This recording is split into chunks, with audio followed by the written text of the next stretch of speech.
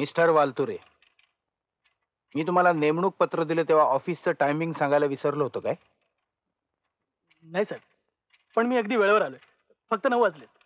Office 9 ला सुरू होतं म्हणजे 9 वाजता कामाला सुरुवात होते वालतुरे.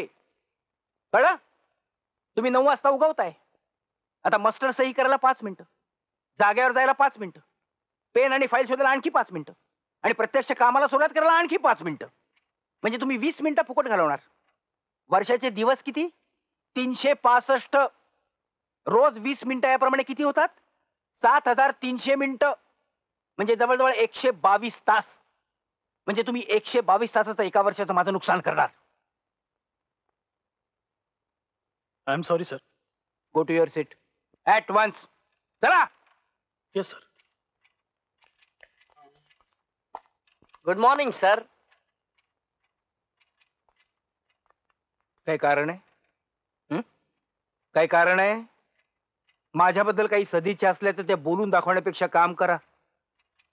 या पृथ्वीच्या पाठीवर हा एकमेव देश असा आहे, या देशातली माणसं वेळ फुकट घालवण्याचे निरनिराळे मार्ग शोधण्यातच वेळ फुकट घालवत असतात.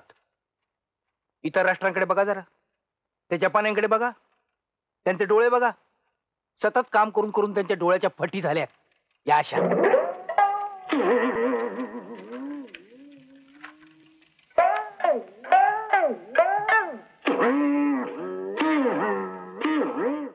बापरे, 2 मिनिटं 22 सेकंद फुकट गेली.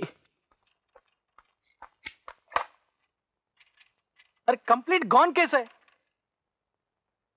365 दिवस कुठल्या हिशोबाने केले? आता हा रविवारी काम करतो म्हणून आम्ही करायचं? म्हणे वेळ वाया घालवू नका. आणि हे मला सांगताना स्वतः किती वेळ फुकट घालवला? अरे मी त्याला आज ओळखत नाहीये लिमये. बरं का देशपांडे, शेंद्राचा थर बसून बसून जसा मूळच्या सुबक मूर्तीचा दगडोबा होतो ना, तसं शिस्तीचे थर बसून बसून ह्या चांगल्या कॉन्ट्रॅक्टरचा मठ्ठोबा झालाय. आपल्याला काय, आपणही 2-4 थर चढवायचे आणि नमस्कार करायचा, म्हणजे कोपच नाही.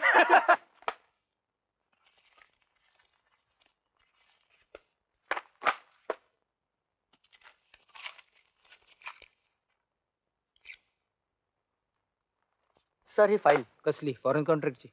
आपण सकाळीच द्यायला सांगितली होती. मिस्टर लिमय, तुमच्या कानापासून मेंदूपर्यंत जाताना काही शब्द गाळून जातात काय? उद्या सकाळी मला फाईल तयार पाहिजे, याचा अर्थ सकाळी 9 वाजता टेबलावर तयार पाहिजे. एवढंही समजत असेल तर मेंदू रिपेअर करायला टाका. पण सर फाईल मी काल संध्याकाळीच तयार केली आहे. गेल्या वर्षी तुम्ही तयार करून ठेवली असेल हो. मला त्याचा काय उपयोग? जायचा तो वेळ गेलाच ना. नाही सर, मी विचार केला की जास्ती आर्ग्युमेंट्स करू नका. हे बघा मिस्टर लिमय, मी तुम्हाला जो पगार देतो तो विचार करण्यासाठी नाही, मी सांगितलेलं काम करण्यासाठी. यापुढे पगारात बसते तेवढंच करा. आणि आतापर्यंत माझा वेळ फुकट घालवलात. आता खिळा मारल्यासारखे एका जागी उभे राहून आणखी वेळ वाया घालवू नका. चला.